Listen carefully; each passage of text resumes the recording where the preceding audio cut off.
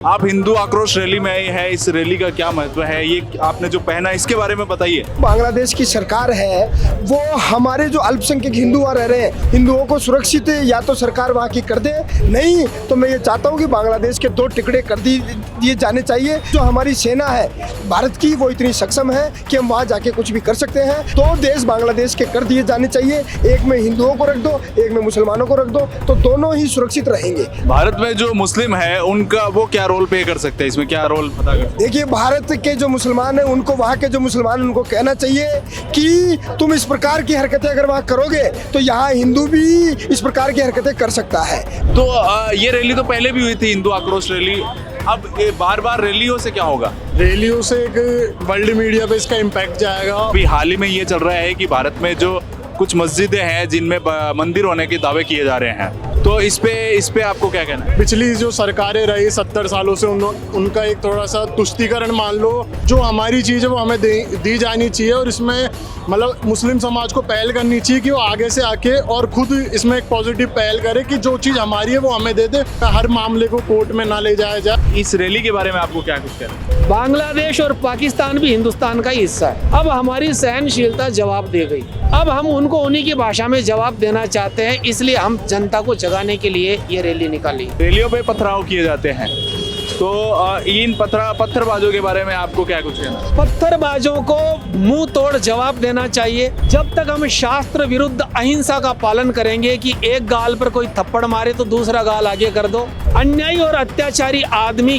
केवल शस्त्र और आक्रामक भाषा को ही समझता है। एक दुष्ट आदमी के सामने आप हाथ जोड़कर कब तक खड़े रहेंगे? ये काम श्री रामचंद्र जी भी कर सकते थे, ये कृष्ण जी भी कर सकते थे, महाराणा प्रताप ने भी ये काम नहीं किया, शिवाजी महाराज ने ये काम नहीं किया। हिंदुओं को जगाने वाली बात क्या आप अपने वाचन में भी करते हैं? हमारा काम है धर्म को जगाना। सोशल मीडिया पे बहुत से जो कथा वाचन है वो कथाओं के साथ साथ उनका मजाक भी बनता है, तो ऐसे कथा वाचन के लिए आपके क्या कहना, क्योंकि उसका एक गलत प्रभाव भी समाज पे पड़ता है। ऐसी कोई भी हरकत एक धर्म गुरु को नहीं करना चाहिए कि पूरे धर्म की उसमें बदनामी हो और उनके मीम्स बने, वो हंसी के पात्र बने।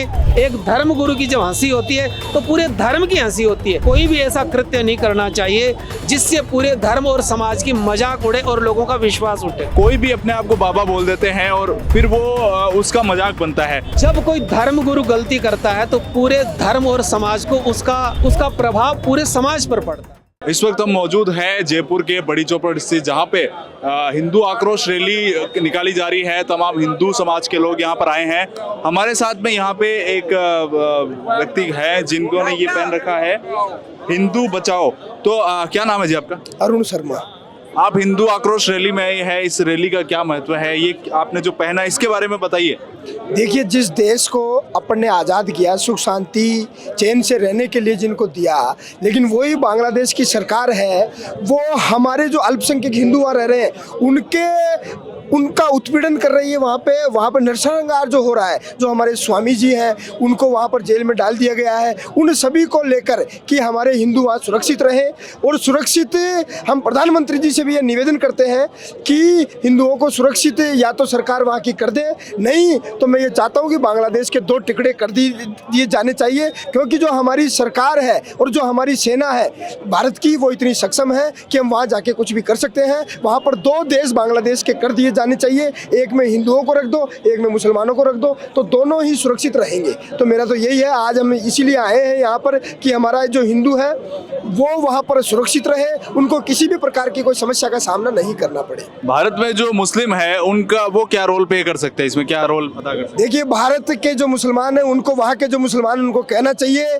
कि तुम इस प्रकार की हरकतें अगर वहाँ करोगे तो यहाँ हिंदू भी इस प्रकार की हरकतें कर सकता है। क्योंकि यहाँ बहुसंख्यक हिंदू है और आने वाले समय में किसी भी प्रकार की अगर बांग्लादेशी को कोई समस्या आएगी तो हम सब पूरा हिंदुस्तान उनके लिए तैयार है, उनको किसी भी प्रकार की पीड़ा का सामना नहीं करने देंगे हम लोग। ठीक है, आपका क्या नाम है जी?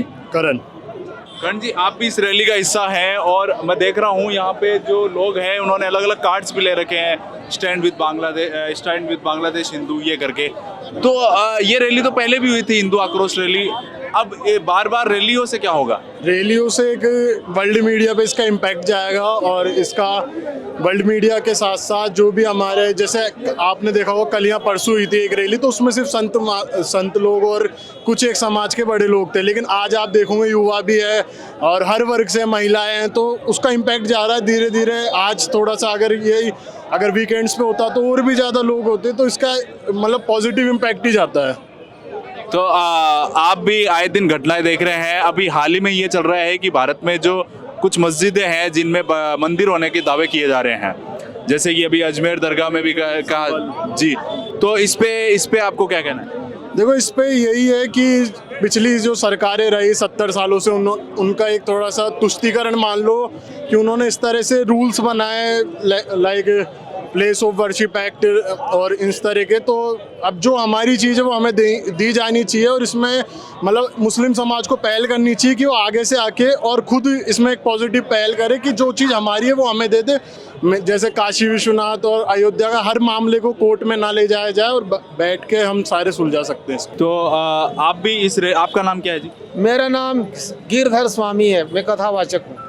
आप कथावाचक है, अपनी कथाओं में आप हिंदू समाज के जो सनातनी धर्म है उसकी भी बातें बताते हैं।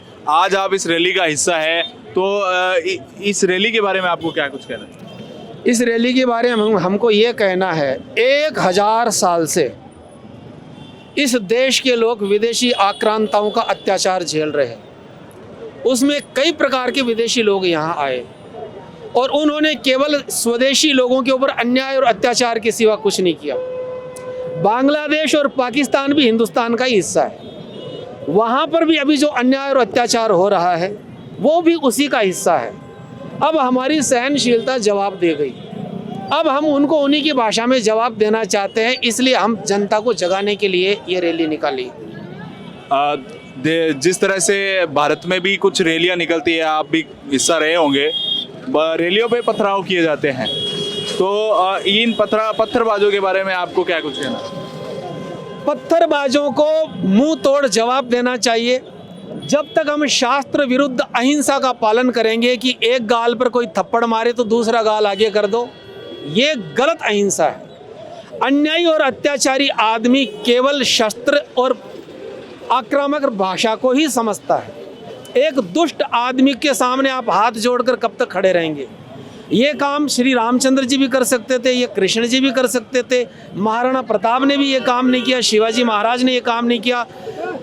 तो जब तक हम एक दुष्ट व्यक्ति के सामने झूठी अहिंसा अहिंसा चिल्लाते रहेंगे, वो हम पर अन्याय अत्याचार करता रहेगा। डकैत हुए, हिंसक लोग हुए, ये केवल दंड की भाषा ही समझते हैं, उनको उसी भाषा में समझाने की जरूरत है। आप जब कथा वाचन करते हैं तो भगवान की कथाएं बताते हैं, क्या आप इस तरह के जो आप मानते हैं कि जागरूक कर सकते हैं लोगों को, हिंदुओं को जगाने वाली बात, क्या आप अपने वाचन में भी करते हैं? जरूर करते हैं। हमारा काम है धर्म को जगाना, राष्ट्र भक्ति की भावना जगाना, धर्म भक्ति की भावना जगाना, आपस में भाईचारे की भावना जगाना, आपस में एक दूसरे की समाज सेवा की भावना जगाना, भक्ति को जगाना, ये हमारा काम है और इस काम को हम अपनी कर्तव्य निष्ठा से करते हैं। एक मैं थोड़ा आपसे हटके सवाल पूछना चाहता हूँ कि हम देखते हैं आजकल आए दिन सोशल मीडिया पे बहुत से जो कथा वाचन है, वो कथाओं के साथ साथ उनका मजाक भी बनता है, उनके जो मीम्स होते हैं, जोक्स होते हैं, वो भी मीडिया में आते हैं। तो ऐसे कथा वाचन के लिए आपके क्या कहना, क्योंकि उसका एक गलत प्रभाव भी समाज पे पड़ता है? एक धर्म गुरु जो होता है, धर्म प्रचारक व्यक्ति जो होता है, उसको अपनी जिम्मेदारी को बहुत ही सावधानी से निभाना चाहिए। ऐसी कोई भी हरकत एक धर्म गुरु को नहीं करना चाहिए कि पूरे धर्म की उसमें बदनामी हो और उनके मीम्स बने, वो हंसी के पात्र बने।